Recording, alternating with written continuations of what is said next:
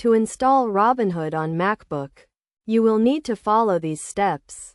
First, ensure your MacBook meets the system requirements for running the Robinhood application. This typically includes having a compatible operating system version and sufficient storage space. Next, open the App Store on your MacBook. You can find the App Store in the Applications folder or by using the search function. Once the App Store is open, click on the search bar at the top right corner and type in Robinhood. From the search results, select the Robinhood application and click the Get button to initiate the download process. If you are not logged into the App Store, you will be prompted to enter your Apple ID and password to complete the download.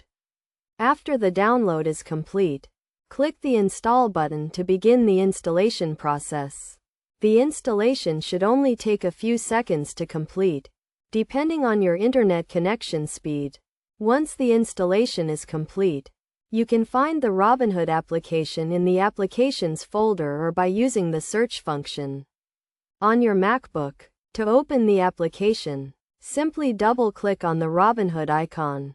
You will then be prompted to log in to your existing Robinhood account or create a new one if you do not already have an account.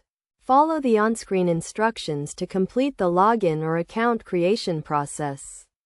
After logging into your account, you can begin using the Robinhood application on your MacBook to manage your investments and access various financial services. It is a good idea to familiarize yourself with the application's features and settings to get the most out of it. It is also important to keep your Robinhood application up to date to ensure you have the latest features and security patches. You can do this by regularly checking the App Store for updates and installing them as soon as they become available.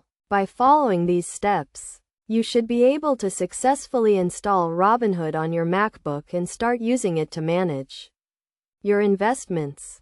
Remember to always prioritize security and use best practices when using financial applications.